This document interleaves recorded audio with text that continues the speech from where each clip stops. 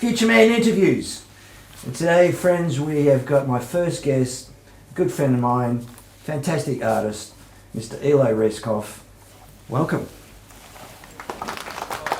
Hello. Thank you, FUTUREMAN. Good to see you, my man.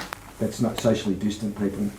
So, Eli, tell the world out there a little bit about yourself. What is it that you do? Well, I'm an artist. I'm a musician. I'm a singer. I've been singing for about 20 years and been painting all my life. So I'm a narcissist. I'm a believer in the truth and definitely a big fan of rock and roll. Well, thank you for that, ladies and gentlemen. Yeah, great, folks. Yeah, I'm trying to settle him down. He's like looking after a 4-year-old. Well, yeah, well, I mean, a little worse than that, you know. Anyway, Eli, on a more serious note, let's talk about your art, about your paintings. Eli has wonderful paintings, ladies and gentlemen, and we'll come up on the screen now. And I'm going to let Eli talk a little bit about that, because I've said to him as a friend over the years that his art reminds me of, was kind of like surrealist. Yes, anachronism. You remember that word? I told him the word anachronism and he looked it up. Yeah, well, but it is anachronistic. Yeah, something like that. That one. That's the one. Well, yeah, I mean, I'm a surrealist. I think I'm a surrealist. I don't know. I don't really base too much of my paintings off my dreams, but a lot of them do come from that. I'm going to give you a free plug here. Now, how can people out there get to your art? Well, Instagram, elireskov.art. I don't have a website at the moment. That's coming up on the screen now, folks. Plus there's street art as well. But I get a percentage because I'm giving him a plug. That's it. He gets 0.5 of nothing. So Eli, what's your views on the media at the moment? Do you think they're telling the wider public the truth?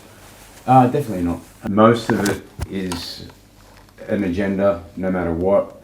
Regardless of the coronavirus, I think that the media is always pushed for ratings, I guess. I mean that's another strange thing that is forgotten. Or more like a stealth course. They've got a hidden agenda. Yeah, but I mean, it's like we've. Or they're controlled by. Well, they're controlled by but they are. They're the ones that control. I mean, we know this. I mean, they're part. It's an institution within itself. The media is, they're bought. They're actors, and bought. Yeah, they're bought, and they're actors. They're basically you're basically what the people you're watching on TV, presenting the news, that are wearing these masks. They are actors. Yeah, we were talking about this before, Eli. You were saying, and we were talking about 9/11 and events like that, all these surreal events that's happened in the last 20 years, and how we hear rumours of people simply being hired, actors. Oh, well, you got crisis actors. You got all Sandy Hook is a hell of a thing to look into. But this, conspiracies aside, it's quite easy to see how the media or even advertising can manipulate so many people. You see on TV how much they're cashing on this. They're playing these doomsday movies. The ads and the language, like we're all in this together. All in this together. It's another thing, which we're not all in this together. It's not black and white. I can't see my daughter because she lives with her mother and her grandmother, and her grandmother is hashtag stay at home. Hashtag stay at home. So I can't see her because she's an elderly lady, and I respect that. I respect this protocol, but at the same time, I mean, it's affecting me because I don't get to see my daughter. I can speak to her on FaceTime. So we're all in this together. Sorry, FUTUREMAN. But when we're all in this together, it's black and white for them, where it's in the grey areas. So to put us all together, to lump us all together, could be totalitarianism, communism. Technocracy, folks, is what they call it today. Yeah, I mean, yeah, exactly. Technocracy. We get told by the professionals in the world how to live. That's right. By the advertisers too, by the media, by the banks, the big banks. I mean, the banks are the ones that are creating most of this.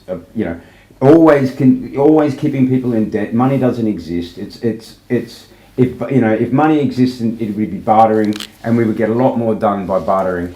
but we don't get. Bartering will probably soon be outlawed, just like money, and you won't be able to keep your $10,000. Make sure you put your laundry out with your money. Well, yeah, exactly, exactly right. I mean, you can't keep $10,000 under your couch anymore. That won't be. But they're putting up on television now the suggestions how to wash your money. I mean, how ridiculous can this is going to be talking about money laundering. Well, that was the joke before. Yeah, well, you know, it comes and goes. Would you say that this is the objective of, you know, we hear rumours about the deep cabal and the, you know, secret society, that this is a strategic arrow into human society to dehuman us? I think so. I mean, I think that it's just an outer force, a general corollary of an existence that is bound to self-implode, and this is done because we are never satisfied. And this, if you get to a position too where everything is we have so much, and you can lose this. That point of satisfaction is even broader, is even worse when you lose it. So I mean, this intensified satisfaction, just personally, as you're talking about consumerism as a whole, spiritually, I'm talking everything. I'm talking materialism. I'm talking us as humans as well. Just our human desire, our human wish, our passions, our curiosity, our need to do things beyond what what the animal kingdom might do, where they will sit and hunt and stay relatively peaceful and in major harmony with the vastness. Like the Hopi Indians, they talk about the kachina, the blue kachina theory is like, this will come back to, and people who will survive are the people that can actually plant their own food or kill their own prey. This is what doomsday prepping is all about. Now suddenly it's not such a uncool thing to do. Well, that's right, but at the same time, in that regard, it is also selfish. I mean, it's self-preservation, and I wouldn't recommend something like that. I mean, especially with an insane society, and they all find out that you've got this massive stash and a hidden bunker. I told you, mate. So have you got any theories of what's really happening, and what's your rationale behind your thinking? Well, I think that we're a fear-driven society based on the media, based on film, video games, a lot of stuff. Predictive programming is what they call it. Predictive programming, yeah. So this leads to anxiety and paranoia. I don't think that our society is really ready for too much. Do you think it might be a psychological exercise as a total worldwide experiment? I'm not. Yes. Well, I mean, I think the human race itself, even with us interjecting our own thoughts, is a human experiment. We are human experiments within our own souls. Boy, that's deep. Well, I mean, that's where we should start. We should start to look. Well, humans being a bit deeper into ourselves. So that when we find ourselves unlocked from the fear and the change of society, and that's a very important word. Is the fear factor. You see what they're shoving down our throats. We've got to believe it. Stay at home. Don't question it. Otherwise, you'll be in lockdown and you'll be considered, detriment to society. Exactly. Something. I am not the sum of all things. I am connected to a vastness. Maybe everybody needs to learn that anyway during this exercise. That we're not the sum of all things? Yeah, well, there's that. But, I think the trick is that a lot of people start believing their own self-deity. We live in the age of me. Everything is about me. I totally agree. Facebook me. Yep. Take a picture of this. This is the religion of man. This is the sickness of society. It's all about me. Well, how come you don't care about me? I've got 150,000 views this week. Exactly. But that comes down to ego. And ego often controls what the spirit doesn't really possess or need. The spirit needs something that is way beyond what we can even fathom. I mean, the mind is still half of, a lot of our mind is still unattainable. We need to practice this. We need to concentrate on learning ourselves, figuring out ourselves, to figure out what God actually is, and not misunderstanding that we are self-deities or self, if you heard of... we shall not worship false icons, but yet we're worshiping ourselves as something bigger than we are. Even I do it. All right, Eli. Well, if you were king during all this period, what would you do? I mean, what would your resolution, solution, or revolution be? Well, obviously, I'm no expert, and I'm no medical, practitioner. I'm no scientist. You forgot to say technocracy. Oh, technocracy. What I would do, actually, if I was king for like a week or so, is I'd probably, especially in the lockdown period, I'd probably have mandatory drawing classes.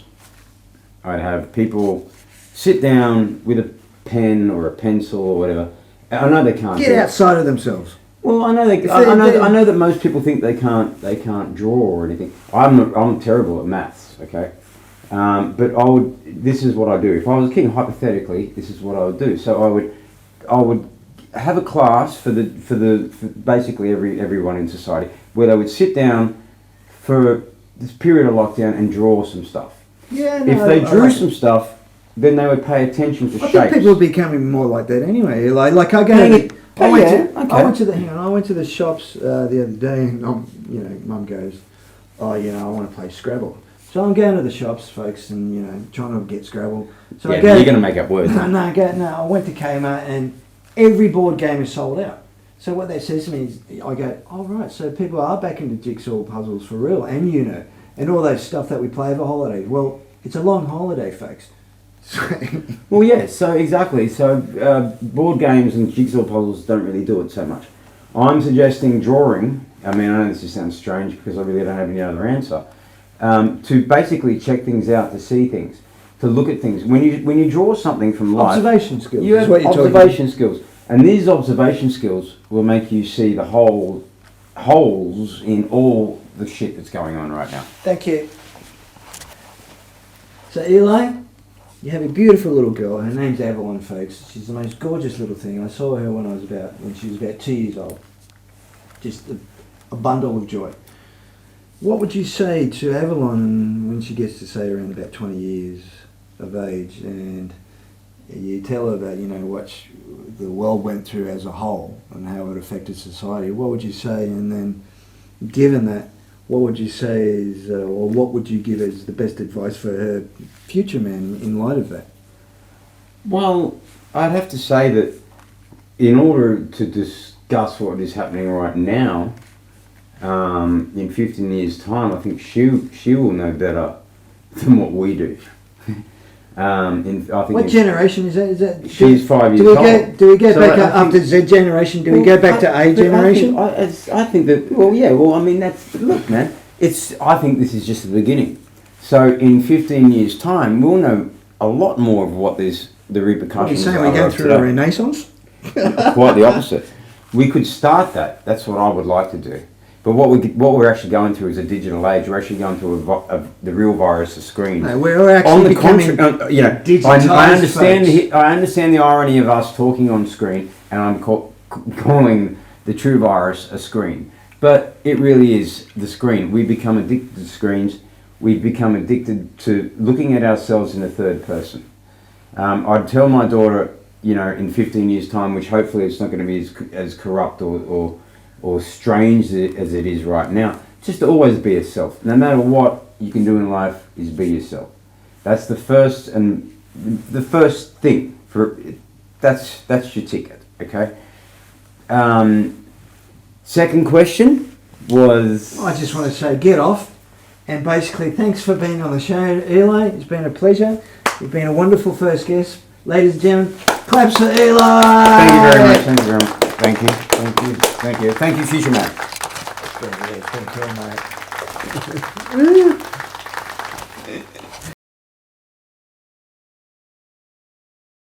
So welcome to my good friend Eli, wonderful artist, musician. Welcome to the show, Eli. Thank you, future man. So what have you got to say for yourself, you little brat? Jack fucking shit. Hey, Yeah, the really? world sucks, everyone sucks, and you're going to pay for it, especially Bill Gates. He's up. He's up on it. He's up on it all. He's a rude little man. But deep down, deep, and I say deep, Yeah, really profound. Underground type. Sub-zero.